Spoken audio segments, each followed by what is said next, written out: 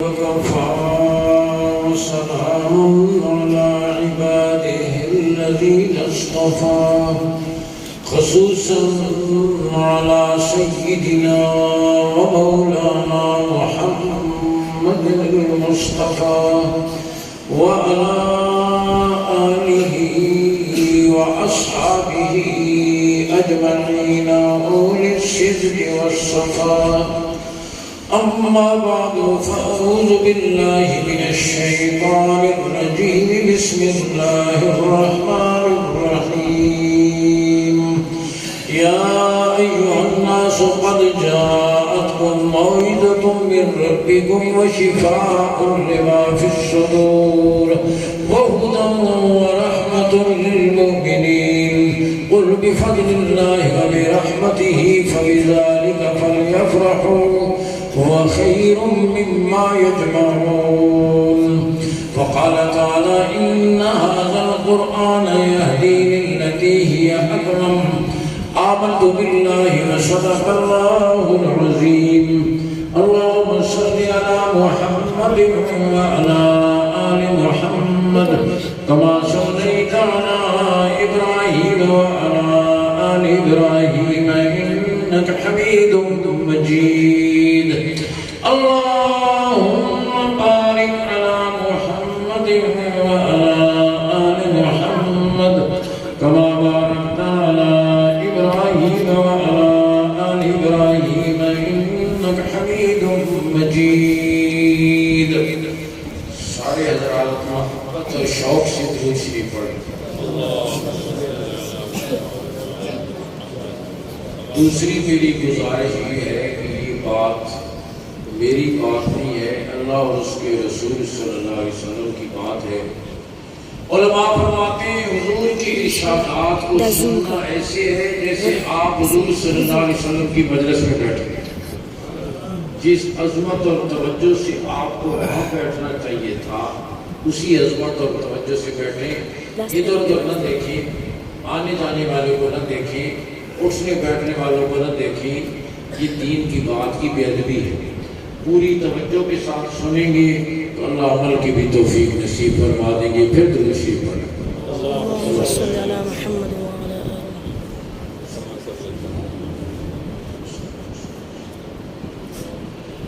قابل صد کرام و تکریم علماء کرام، صدر مجلس، زینت محفل، مخدوم العلماء، مرشد الصلحاء حضرت اقدس حضرت مولانا پیر لطیف الرحمان ہزاروی صاحب دامت فیضون، دیگر علماء کرام، میرے بزرگوں، بھائیوں، عزیزوں، میں شکر گزار ہوں اس گلشن کی بہاروں کے نگہباں استاذ الحفاظ، استاذ القراء حضرت مولانا قاری شبیر احمد صاحب دامت برکاتہم کا، اور ہمارے بہت ہی مخلص بھائی عزیز مکرم حضرت مولانا قاری محمد سعید صاحب دامت برکاتہم کا، عزیز و مکرم حضرت قاری محمد آصف صاحب کا،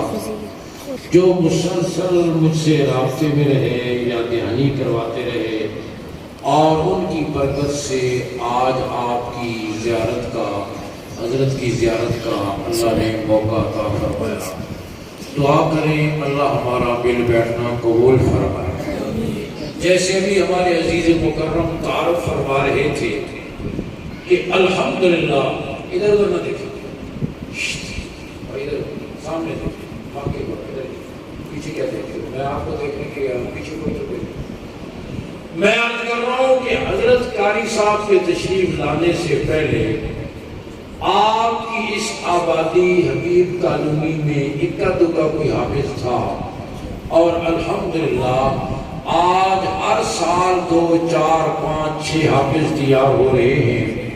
ابھی بھی 3 بچے ایسے ہیں جن کے سینوں میں، جن کی پسلیوں میں اللہ نے اپنا آخری کلام، اپنی وحی، اپنا لا ریب کے کلام جن کے سینوں میں محفوظ کر دیا ہے. یہ برکت ہے آپ اس مدرسے کی، کہو الحمدللہ۔ اور میرے بزرگوں اور دوستوں، یہ مدرسہ کوئی آج کی چیز نہیں، 100-200 سال پرانی چیز نہیں، مدرسہ اتنا ہی پرانا ہے جتنا اسلام پرانا ہے۔ جس دن غار حرا کی خلوتوں میں سب سے پہلی وحی نازل ہوئی، اقرا بسم ربک الذی خلق، یہ سورۃ العلق کی 5 آیتیں جب غار حرا کی خلوتوں میں نازل ہوئی، وہی مدرسہ بھی قائم ہو گیا۔ پھر غار حرا سے یہ مدرسہ منتقل ہوا مکہ مکرمہ میں پہاڑ کی چوٹی پر دار ارقم میں، دار ارقم سے یہ مدرسہ منتقل ہوا مدینہ منورہ میں صفہ کے چبوترے پر، جہاں میرے آقا پڑھانے والے ابو بکر عمر جیسے پڑھنے والے، عثمان و علی جیسے پڑھنے والے، طلحہ و زبیر جیسے پڑھنے والے، خالد بن ولید جیسے پڑھنے والے، ابی بن کعب جیسے پڑھنے والے، اس کائنات میں حضور جیسا استاد کوئی نہیں آیا، صحابہ جیسا شاگرد کوئی نہیں آیا۔ سبحان اللہ۔ بولتے رہو، آپ پٹھان لوگ زمین جمعت میں جمعت گول محمد، آپ بولتے نہیں، اور ہم لوگ پنجاب میں جس آتی ہیں جہاں نہیں بولنا ہوتا وہ وہاں بھی بولتے ہیں۔ میں نے کہا بھی حیائی بہت ہو گئی، کہنے کہ سبحان اللہ، وہ جہاں نہیں بولنا ہوتا وہاں بھی بولتے ہیں، آپ نے جہاں بولنا ہوتا ہے وہاں بھی نہیں بولتے۔ میں عرض کر رہا ہوں، اس کائنات میں حضور جیسا استاد کوئی نہیں آیا، صحابہ جیسا شاگرد کوئی نہیں آیا۔ کیوں؟ اس لیے کہ آپ کسی بہت بڑے قاری سے قرآن کیوں نہ پڑھیں، قرآن اس پر نازل تو نہیں ہوا، صحابہ نے ان سے قرآن پڑھا ہے جن پر قرآن نازل ہوا ہے۔ آپ کسی بہت بڑے شیخ الحدیث سے حدیث کیوں نہ پڑھیں، صحابہ نے ان سے حدیث پڑھی ہے جن کی اپنی ارشادات حدیث ہے۔ میں نے عرض کیا مدرسہ منتقل ہوا غار حرا سے دار ارقم میں، اور دار ارقم سے منتقل ہوا مدینہ منورہ میں صفہ کے چبوترے پر۔ آج مشرق اور مغرب میں، عرب اور عجم میں، یورپ اور افریقہ میں جتنے مدرسے ہیں، صفہ کے اسی مدرسے کی شاخیں ہیں جو میرے آقا نے قائم فرمایا۔ سبحان اللہ۔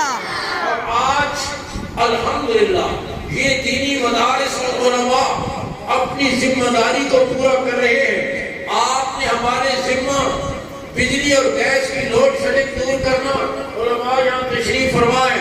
آپ نے ہمارے ذمہ کچی گلیاں پکی کرنا، پل بنانا، سڑکیں بنانا، مہنگائی کنٹرول کرنا، اسپتال بنانا، آپ نے یہ کام ہمارے سپرد نہیں کیا۔ آپ نے ہمارے ذمہ حافظ بنانا، عالم بنانا، قاری بنانا، خطیب بنانا، مفتی بنانا، نماز پڑھانا، نکاح کا خطبہ دینا، جمعے کا خطبہ دینا، حلال اور حرام کی تمیز بتانا، صحیح عقائد اور صحیح اعمال کی رہنمائی کرنا۔ آپ نے یہ کام علماء کے سپرد کیا۔ آپ سچ بتاؤ، علماء یہ قوم کی ضرورت کو پورا کر رہے ہیں یا نہیں؟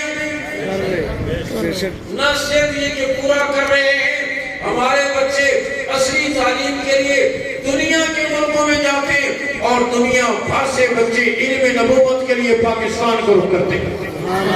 آج یہ مدارس کی برکت ہے کہ سعودی عرب جس سرزمین پر قرآن نازل ہوا وہ عرب ہے، ہم عجم ہیں، وہاں ایک سال میں قرآن مجید کے 5000 حافظ تیار ہوتے ہیں، اور آپ کے وطن عزیز پاکستان میں ان مدارس اور علماء کی برکت سے ایک سال میں 1 لاکھ حافظ تیار ہوتے ہیں۔ سبحان اللہ۔ تو الحمدللہ علماء نے قوم کو محتاج نہیں بنایا، پسماندہ نہیں بنایا، قوم کو لوٹا نہیں ہے، بلکہ قوم کا وقار ساری دنیا میں بلند کر رہے ہیں۔ روکھی سکھی کھا کر، چپراسی سے کم تنخواہ پہ گزارا کر کے، مسجد کے کسی تنگ حجرے اور چوک میں گزارا کر کے، الحمدللہ علماء نے قوم کا رشتہ کلمے سے، قرآن سے ٹوٹنے نہیں دیا۔ الحمدللہ علماء اپنی ذمہ داری پوری کر رہے ہیں، اور میں کہتا ہوں ہمارے کام میں کوئی لوڈ شیڈنگ، بولو کرونا کے 2 سال گزرے، علماء نے اعلان کیا ہو، آپ کے کانوں تک یہ آواز پہنچی ہو کہ چونکہ 2 سال کرونا کے رہے، لہذا اس سال رمضان میں قرآن سنانے کے لیے حافظ نہیں ملیں گے، لوڈ شیڈنگ ہو گئی ہے، اور ہم کوشش کر رہے ہیں 2023 تک حافظوں کی لوڈ شیڈنگ پر قابو پانے۔ بولو، حضرت نے کبھی اعلان فرمایا کہ صبر کرو، اس سال گزارا کرو، اگلے سال ہم قابو پا۔ بولو، آج تک نہیں سنو، انشاءاللہ قیامت تک نہیں سنیں گے۔ کسی قسم کے حالات ہو، دہشت گردی اور انتہا پسندی کے تانے ہو، مدارس کو پابندیوں میں جکڑنے کی کوشش ہو، ان کو دیوار سے لگانے کی کوشش ہو، ان کو بدنام کرنے کی کوشش ہو، کئی آئے سکندر مرزا جیسے مولویوں کو چاندی کی کشتی میں بٹھا کر اکٹھا ہی دریا میں پھینک دو، آج اس کی قبر کا بھی کسی کو پتہ نہیں ہے، اللہ آج بھی اذانیں دے رہا ہے، قیامت تک دیتا رہے گا۔ پرویز بدنام زمانہ حکمران آیا تھا، اس وقت وفاق المدارس کے ساتھ رجسٹرڈ مدارس کی تعداد 4,500 تھی۔ اس نے اپنے سیاست دور میں زور لگایا، ان مدارس کو پابندیوں میں جکڑ دو، ان مدارس کو دیوار سے لگا دو، ان کو بدنام کر دو، اور پھر یہ کہ ان کے چندے بند کر دو۔ کیا کر دو؟ مالی تعاون ختم کر دو، مدرسے خود ہی ختم ہو جائے گی۔ یہ کوششیں حضور صلی اللہ علیہ وسلم کے زمانے میں بھی ہوئی تھی۔ عبداللہ ابن ابی رئیس المنافقین نے کہا تھا کہ حضور صلی اللہ علیہ وسلم کے پاس صفہ کی چبوترے پر جو طالب علم پڑھ رہے ہیں ان کے چندے اور مالی تعاون ختم کر دو۔ لا تنفقوا علی من عند رسول اللہ حتی ینفضوا، صفہ کی چبوترے پر جو علم نبوت کو حاصل کر رہے ہیں ان کا مالی تعاون ختم کر دو، وہ خود ہی چھٹ جائیں گے، مدرسے ختم ہو جائیں گے۔ میرے رب نے کیا جواب دیا ان منافقین کو؟ وَلِلَّهِ خَزَائِنُ السَّمَاوَاتِ وَالْأَرْضِ وَلَكِنَّ الْمُنَافِقِينَ لَا يَفْقَهُونَ۔ میرے محبوب طالب علموں کو بتا دو نا، تم ان مالداروں کا نہیں کھا رہے، تم تو اللہ کے خزانوں سے کھا رہے ہو۔ وَلِلَّهِ خَزَائِنُ السَّمَاوَاتِ وَالْأَرْضِ، اللہ کے خزانے لامحدود ہیں، اور یہ علم نبوت کو حاصل کرنے والے اللہ کے خزانوں سے کھا رہے ہیں۔ وَلَكِنَّ الْمُنَافِقِينَ لَا يَفْقَهُونَ، منافق اس کو سمجھتے نہیں ہیں۔ یہ علماء اور یہ طلباء مالداروں کا نہیں کھا رہے، کس کا کھا رہے ہیں؟ صدقہ اللہ کا حق ہوتا ہے، صدقہ دینے والا گویا وہ اللہ کو دے رہا ہوتا ہے، اللہ اس کے دل میں ڈالتا ہے یہ میرے مہمان ہیں، میرے محبوب ہیں، تم ان پر خرچ کرو۔ اس لیے فرمایا حضور اقدس، اس لیے کہ کوئی آر کی بات بھی نہیں، کہتے ہیں یہ صدقے پر پلنے والے، صدقے پر پلا ہے ابو ہریرہ، صوفہ کے مدرسے کا کل وقتی طالب علم، امت کا پہلا شیخ الحدیث، 5374 آقا کے ارشادات امت تک پہنچانے والا یہ ابو ہریرہ اور صوفہ کے سارے طلباء صدقے پر پلے ہیں۔ اس لیے جب میرے نبی نے، ہمارے آقا نے ہمارے لیے صدقہ تجویز کیا ہے کہ یہ ہمارے لیے آر نہیں ہے، ذات ہے۔ صدقہ کھانے والوں نے تو پورا دین پہنچایا ہے، بھلائی کھانے والوں نے اور روٹی کھانے والوں نے کیا کیا ہے؟ اور انہوں نے کیا پہنچایا؟ انہوں نے تو وسطیں آباد کی ہے، اور قوم کی آج بھی قوم کے 35 لاکھ بچوں، ادھر دیکھو بھائی، قوم کے 35 لاکھ بچوں اور بچیوں کے سینے کو آج بھی یہ مدارس قرآن کے نور سے منور کر رہے ہیں، اور انشاءاللہ قیامت تک کرتے رہیں گے انشاءاللہ۔ اس لیے کہ قرآن کی حفاظت کس نے اپنی ذمہ لی ہے؟ بولو، کس نے ذمہ لی ہے؟ فرمایا اِنَّا نَحْنُ نَزَّلْنَا الذِّكْرَ وَإِنَّا لَهُ لَحَافِظُونَ، ہم نے اس کتاب کو نازل کیا ہے اور ہم اس کی حفاظت کرنے والے ہیں، اور میرا رب جس چیز کی حفاظت کرنے پہ آئے دنیا میں کوئی طاقت نقصان، بولو، قرآن مجید میں اس کے نظائر موجود۔ فرعونی حکومت نے نجومیوں کے کہنے پر فیصلہ کیا موسیٰ علیہ السلام کو زندہ نہیں چھوڑنا، رب نے فیصلہ کیا کہ پالنا ہے اور تیری گود میں پالنا ہے۔ قرآن سے پوچھو کیا ہوا؟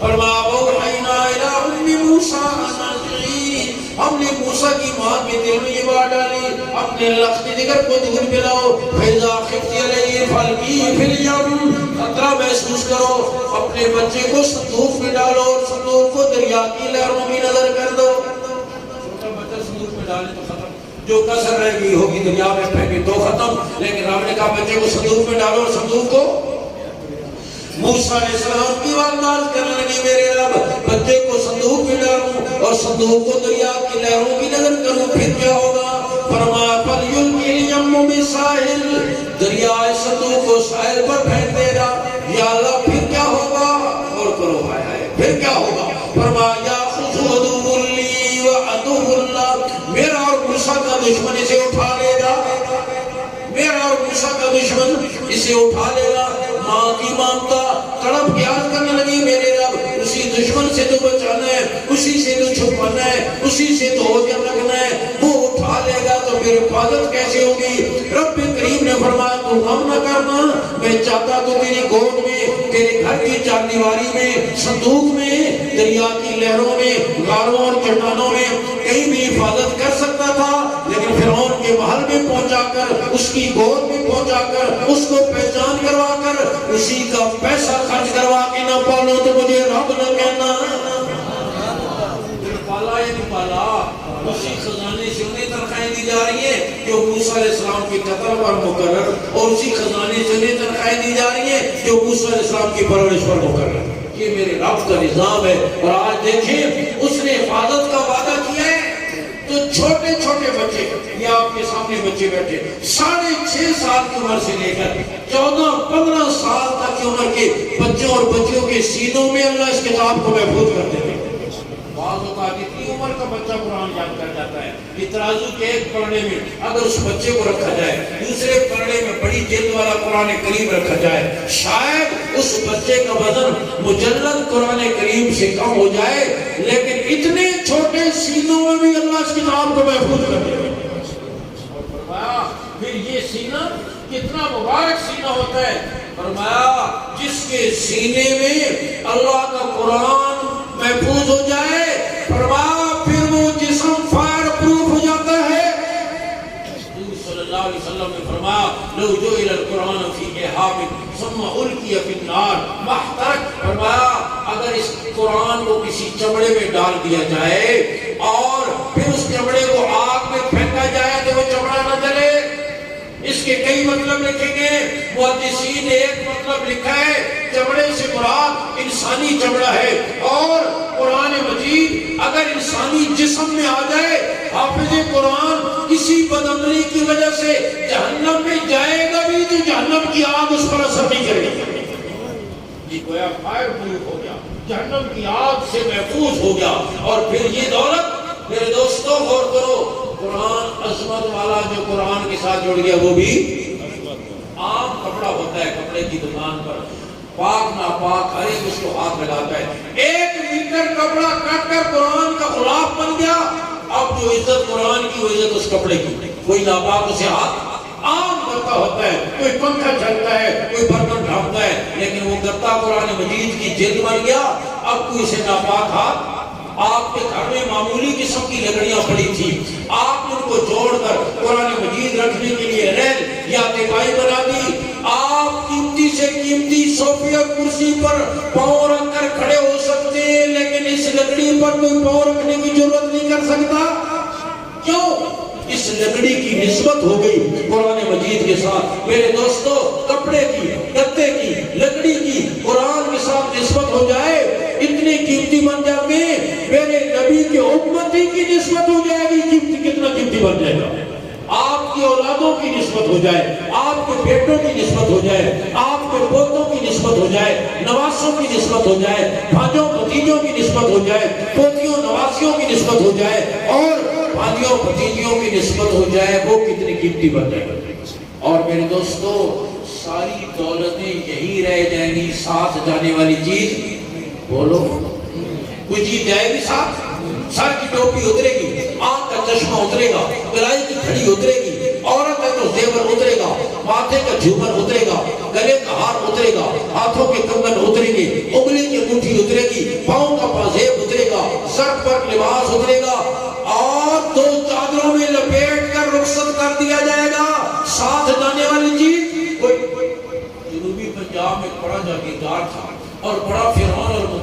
اس نے کہا. وہ اپنے ڈیرے پر اونچا بیٹھا, باقی سارے لوگ نیچے بیٹھے. کسی کو اس کے برابر بیٹھنے کی اجازت نہ تھی. ایک درویش قسم کا آدمی آیا اور بڑی بے تکلفی سے آ کر اس کے برابر بیٹھ گیا. اسے بڑا غصہ ہے کہ کون ہے جو میرے برابر بیٹھ گیا. اس نے کہا میں بھی جاگیردار ہوں. اس نے کہا تو کہاں سے جاگیردار ہے؟ اس علاقے کے جتنے جاگیردار ہیں میں سب کو جانتا ہوں. اس نے کہا نہیں میں بھی جاگیردار ہوں. کتنی زمین ہے تیری؟ وہ درویش کہنے لگا تیرے برابر, یا ہو سکتا ہے تجھ سے کچھ زیادہ ہی ہو. اس نے کہا میرے برابر کیسے؟ اس نے کہا بس مرنے کی دیر ہے, تیری میری زمین برابر ہو جائے. بلکہ میرا کام تجھ سے طرف پڑا ہے تو تجھ سے تھوڑی زیادہ ہی ہو جائے گی. ایسے تو نہیں ہوتا جاگیردار کی قبر 20 کنال میں بنائی جائے اور غریب کی چھوٹی سی بنائے. سب کی ناپ توڑ کر ایک جیسی بنائی جائے گی. ساتھ جانے والی چیز کوئی نہیں, لیکن قرآن کی دولت ساتھ جائے گی. قبر میں بھی ساتھ جائے گی, حشر میں بھی ساتھ جائے گی. آتا ہے امام الانبیاء صلی اللہ علیہ وسلم نے فرمایا اللہ میدان حشر میں حافظ قرآن کو بلا کر اپنے سامنے کھڑا کریں گے. پھر اس کے ماں باپ کو بلائیں گے, اس سے پوچھیں گے پہچانتے ہو کون ہے؟ یہ کہے گا میرے ماں باپ ہے. اللہ فرمائیں گے ان کے گناہوں کی وجہ سے ان پر جہنم واجب ہو چکی تھی, لیکن تو میرا محبوب ہے, تیرے سینے میں میری کتاب محفوظ ہے. میں تجھے اختیار دیتا ہوں اپنے والدین اور اپنے خاندان کے 10 آدمی جن کو چاہو چن کر جنت میں لے جاؤ. یہ کوٹا صدر کے لیے نہیں, وزیر اعظم کے لیے نہیں, جرنیل کے لیے نہیں, پارلیمنٹیرین کے لیے نہیں, وزیر کے لیے نہیں. یہ کوٹا اس کے لیے ہے جس کی فصلوں میں اللہ کا قرآن محفوظ ہے. اس لیے میں کہتا ہوں اپنی اولادوں کو صرف بڑھاپے کا سہارا نہ بناؤ, بڑھاپے کا بھی ضرور بناؤ, کوئی منع نہیں ہے, لیکن اس سے پڑھ کر اپنی اولادوں کو قبر اور حشر کا سہارا بناؤ. آج یہاں حضرات کے ہاتھوں ان بچوں کی دستار بندی ہوگی, علماء کے ہاتھوں. کل قیامت کے دن فرمایا قل بسوالدہ تاج یوم القیامہ زو احسن من زو شب. کل قیامت کے دن حافظ قرآن کے ماں باپ دونوں کے سر پر ایسا تاج رکھا جائے گا جس کی روشنی سورج کی روشنی سے زیادہ ہوگی. سبحان اللہ. کئی لوگ مجھ سے پوچھتے ہیں مولوی صاحب آپ کی تنخواہ کا سکیل کیا ہے؟ میں کہتا ہوں ہماری تنخواہ کی سکیل بھی نہیں آتی, یا کوئی سکیل ہماری تنخواہ بھی نہیں آتا. ہم تو وظیفے پر چل رہے ہیں, ایمان پر خاتمہ ہو گیا تو گریڈ اور سکیل تو میرا رب میدان حشر میں دے گا. یہاں دنیا میں کوئی کسر کسر کر کے تو سکیل تک پہنچتا ہے, بائیس نہیں کرتا, پھر کبھی دیوار سکیل لگ جاتا ہے, نیب والوں کے حوالے ہو جاتا ہے. اور وہاں اللہ رب العزت حافظ قرآن کے فرمائیں گے تو پڑھتا جا اور جنت پہ چڑھتا جا. دنیا میں تو نے بوریوں چٹائیوں پر بیٹھ کر روکی سوکھی کھا کر دہشت گردی اور انتہا پسندی کے تانے سن کر میری کتاب کو اپنے سینے میں لگائے رکھا. آج پڑھتا جا, جنت کے درجوں پہ چڑھتا جا. 6,500 سے زائد آیتیں تو پڑھ دے, تیرے اتنے گریڈ میں بلند کر دوں گا. اور فرمایا آپ نے قرآن پڑھنا شروع کرے گا الف لام میم, ماں باپ کا اتنا بڑا درجہ بلند جتنا زمین و آسمان کا درمیانی فاصلہ ہے. ایک آیت کے پڑھنے پر ماں باپ کا اتنا بڑا درجہ بلند ہوا. پھر سوچیں میدان حشر کی یہ ذات, یہاں کی عزتیں. ہاں آج زندہ باد ہے, کل مردہ باد ہے, آج وزیر اعظم ہے, کل اسیر اعظم ہے, کوئی پتہ نہیں, لیکن وہاں کا اعزاز جسے مل گیا ہمیشہ کے لیے مل گیا. تو نیت کرو آپ سارے جتنے یہاں تشریف فرما ہو کہ اپنا کوئی بیٹا پوتا بھانجا بھتیجا نواسا کسی کو قرآن کا حافظ بنا کر آخرت کا ضمانتی بنائیں گے. کس کی نیت ہے؟ ماشاءاللہ. آپ جو کرو آپ کے فائدے کی ووٹ نہیں لینا, آپ سے آپ کے فائدے کی بات کرو, تو کی نیت ہے نا. ہاں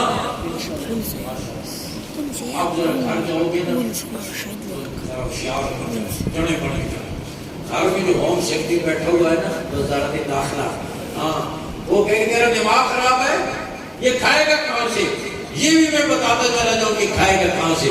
بارہا ہم نے ارباب حکومت سے مذاکرات کی میز پر کہا, جب انہوں نے کوئی دانا پھینکنے کی اور جال پھینکنے کی کوشش کی, ہم تمہارے لیے یہ کریں گے وہ کریں گے تنخواہیں دیں گے. ہم نے کہا ہمارا یہ مسئلہ ہی نہیں, تمہارے بے روزگار انجینئروں نے گڈیریاں بیچی ہیں, ڈاکٹروں نے جوتے پالش کیے, سائنسدانوں نے ریڈیاں لگائی ہیں, حالات سے تنگ آ کر خودکشیاں کی ہیں.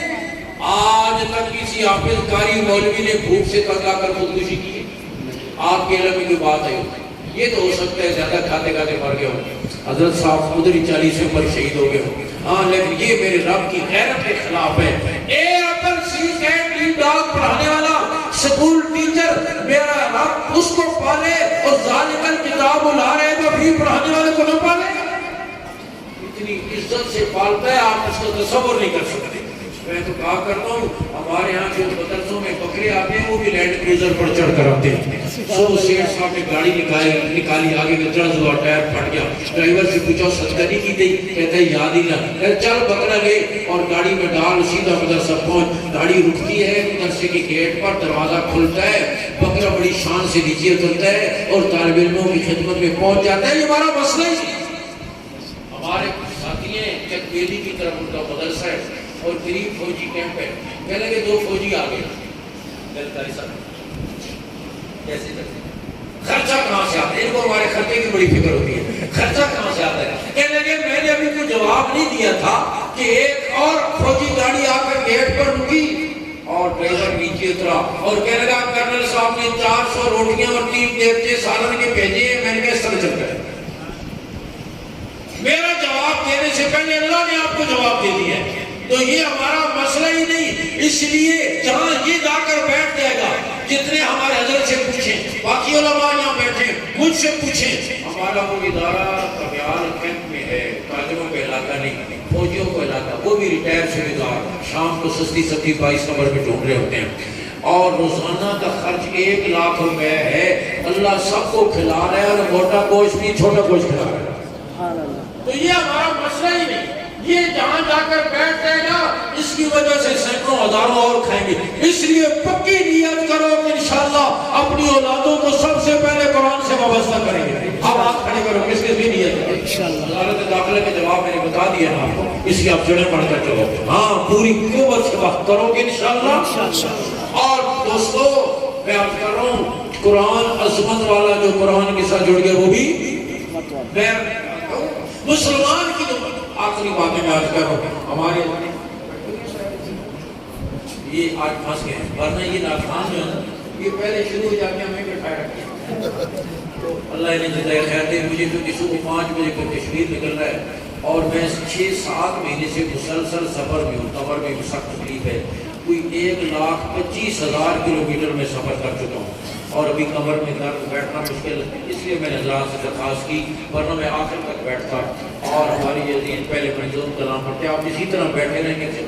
میں عرض کر رہا ہوں قرآن کے ساتھ جو جڑ گیا وہ بھی عظمت والا، اور کرو حضرات صحابہ جڑے قرآن سے، صاحب قرآن صلی اللہ علیہ وسلم سے، جہاں قرآن نے روکا رک گئے، جہاں چلایا چل پڑے، جہاں اٹھایا اٹھ گئے، جہاں بٹھایا بیٹھ گئے، جس کے ساتھ جوڑا جڑ گئے، جس سے جدا کیا جدا ہو گئے۔ قرآن کی خبروں پر انہوں نے یقین کیا۔ آج مسلمان BBC وائس آف جرمنی کی خبر پہ یقین کرتا ہے، قرآن کی خبر پہ یقین نہیں کرتا۔ کئی سال پہلے اخبار میں خبر آئی مرغیوں کو زکام ہو گیا، آج بھی دیکھتے نہیں ہو؟ ہاں، اللہ اور اس کے رسول کے کہنے پر عورتوں نے بھی چہرہ نہیں ڈھانپا، ڈاکٹروں کے کہنے پر مردوں نے بھی ڈھانپ لیا، ہے یا نہیں؟ ماسک پہن لیا، ڈاکٹر کے کہنے پر مرد نے بھی چہرہ ڈھانپ لیا اور اللہ اور اس کے حکم پر تو عورت نے بھی نہیں ڈھانپا تھا۔ آج میں عرض کر رہا ہوں ان خبروں پر یقین کرتے ہو؟ ایک جگہ پر گزرتے ہوئے ہاں بڑا اچھا شعر لکھا ہوا تھا کہ لبوں کی مسکراہٹ تو پاس سے چھین لی، اب تو آنکھوں سے ہی مسکرانا پڑے گا، پورے چہرے کو ڈھانپ لیا لیکن خوش ہے۔ اس لیے نیت کرو۔ میں تمہیں کہہ رہا تھا کئی سال پہلے خبر آئی مرغیوں کو زکام ہو گیا، برڈ فلو ہو گیا، پوری قوم نے مرغی کھانا چھوڑ دی۔ میں کہتا ہوں اگر اخبار کی خبر پہ مرغی کھانا چھوڑ دیتے ہو، قرآن کی خبر پہ سود کھانا کیوں نہیں چھوڑتے؟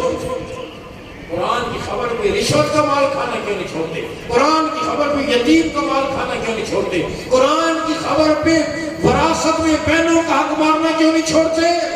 دعا کرو اللہ نے قرآن کی خبروں پر یقین نصیب فرمائے۔ صحابہ جہاں قرآن نے روکا رک گئے، پھر پھٹے پرانے کپڑوں میں اللہ نے انہیں ساری دنیا پر عروج عطا فرمایا. ادھر دیکھو صدیق اکبر رضی اللہ تعالیٰ عنہ ایک جگہ تشریف لے گئے, کفر کا ٹھیک ٹھیک بیٹھا ہوا تھا, بڑے بڑے قریش مکہ کفار, قرآن کی آیت نازل ہوئی. ادھر الفاظ میں تھوڑی دیر میں ختم کر دوں. آپ بھی عادت سے مجبور ہیں ادھر ادھر دیکھنے کے لیے, میں بھی عادت سے مجبور ہوں نہ دیکھنے کے لیے. آیت نازل ہوئی من ذا الذی یقرض اللہ قرضا حسنا, کون ہے جو اللہ کو قرض حسنا دے؟ صدقے کو اللہ نے کس سے تعبیر کی ہے؟ قرض سے. اللہ فرماتے ہیں گویا تم مجھے قرضہ دے رہے ہو, میں تمہیں اس دن واپس کروں گا جس دن تمہاری اے ٹی ایم مشینیں جواب دی جائیں گی, چیک بکیں مڑ جائیں گی, بینک بیلنس ختم ہو جائیں گے, اس دن میں تمہیں واپس کروں گا. یہ آیت نازل ہوئی. صدیق اکبر گزرے, انہیں دیکھ کر کافر کہنے لگا نعوذ باللہ مسلمانوں کو خدا فقیر ہو گیا, اب قرضے مانگنی شروع کر دیے.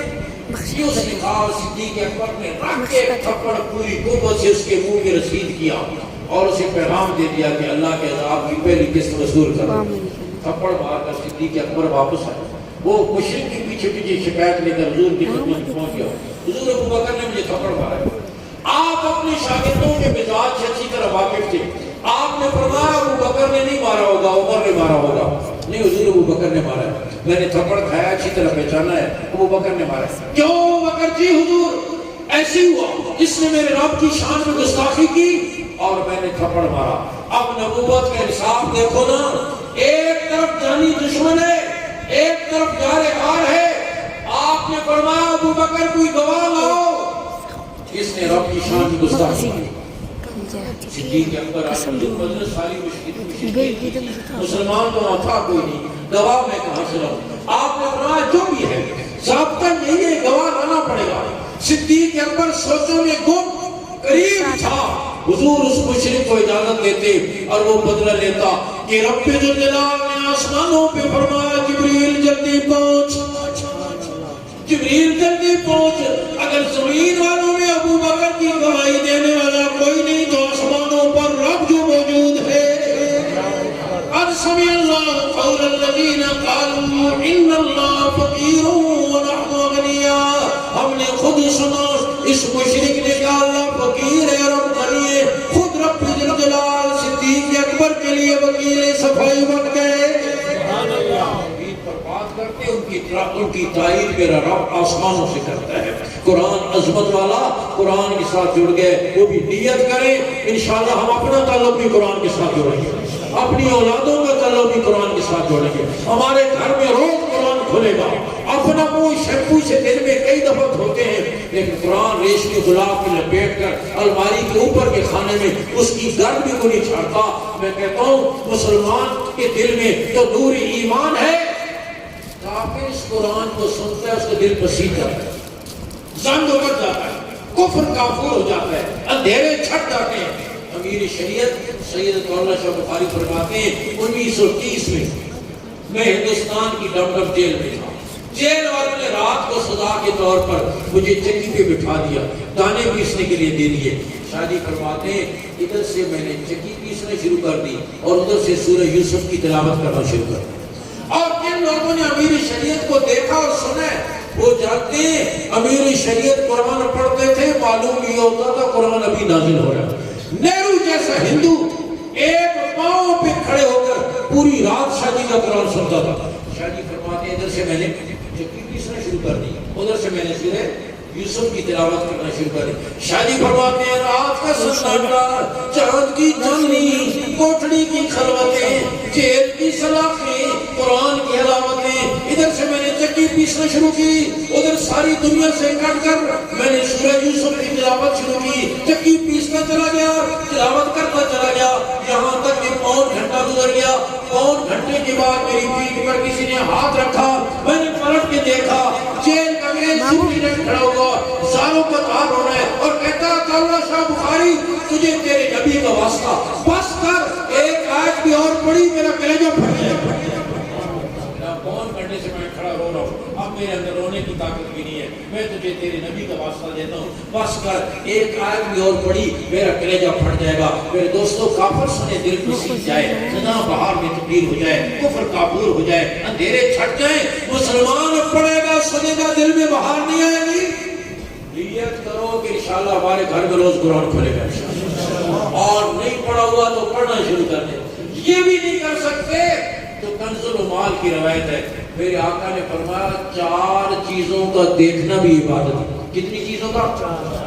رحمت دو عالم صلی اللہ علیہ وسلم نے فرمایا بیت اللہ کا دیکھنا عبادت ہے. دعا کرو اللہ ہم سب کو نصیب فرمائے, بار بار نصیب فرمائے, صحیح مال کے ساتھ نصیب فرمائے, صحیح نیت کے ساتھ نصیب فرمائے. فرمایا بیت اللہ کا دیکھنا عبادت.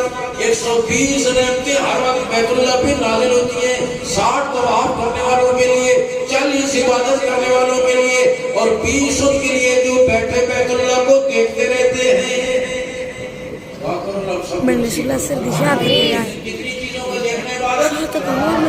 بیت اللہ کا دیکھنے عبادت.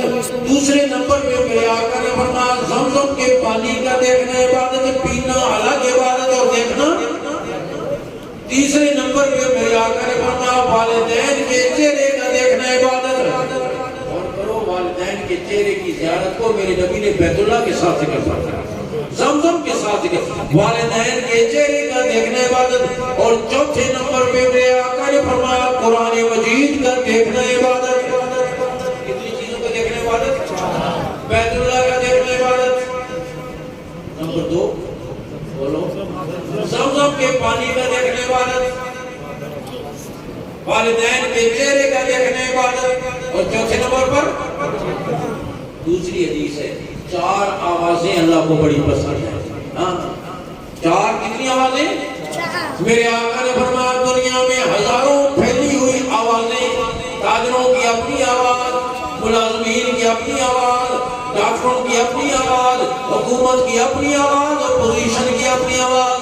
ہزاروں پھیلی ہوئی آوازوں میں سے 4 آوازیں اللہ کو بڑی پسند. فرمایا مؤذن کی اذان کی آواز اللہ کو بڑی پسند. مؤذن جب اصلی اذان کہتا ہے, اصلی اذان کہاں سے شروع ہوتی ہے؟ اللہ اکبر سے شروع ہوتی ہے.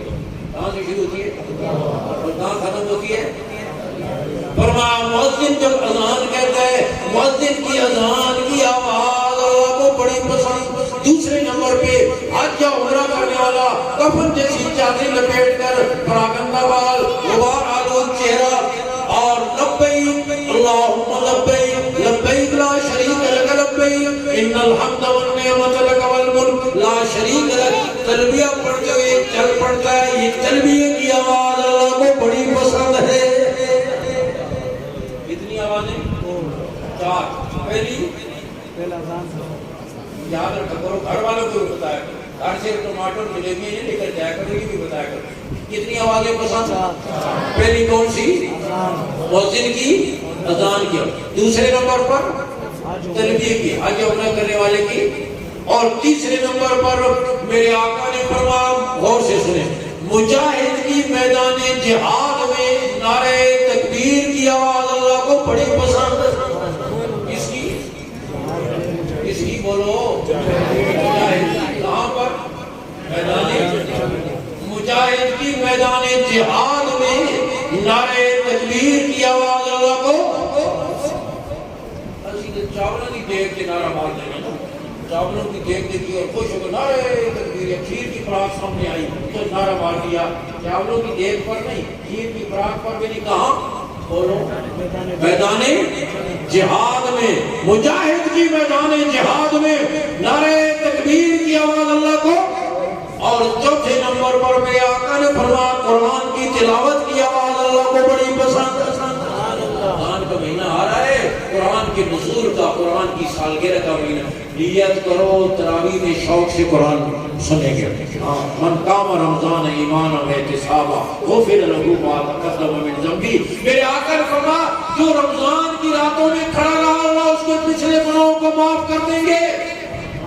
اور اپنے گھروں میں بھی قرآن کی تلاوت کا اہتمام کریں, اور اپنی اولادوں کو بھی قرآن سے. اور پھر یہ سب دولت آپ کو مل رہی ہے مدرسے کی وجہ سے.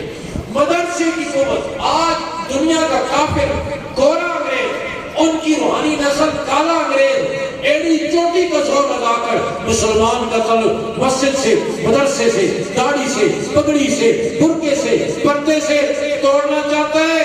آپ نیت کرو گے تعلق اور مضبوط کریں گے انشاءاللہ. پہلے سے پڑھ کر اگرچہ ان کی ناکام کوششیں، پرویز آیا تھا وفاق کے ساتھ رجسٹرڈ مدارس 4,500 تھے، سیاہ دور میں زور لگا کر جب نکلا تو 14,500 تھے، پھر 23,500۔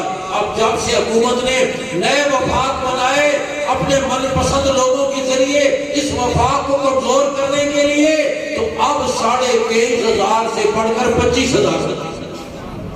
رب کا نظام ہے، قرآن کی حفاظت اس نے اپنے ذمہ لی ہے۔ نیت کرو اللہ ہمیں قبول فرمائے، اپنے دین کی خدمت کے لیے قبول فرما لے، قرآن کی خدمت کے لیے قبول فرما لے، اللہ اس ادارے کی بہاروں میں اضافہ فرمائے۔ وآخر دعوانا الحمدللہ رب العالمین۔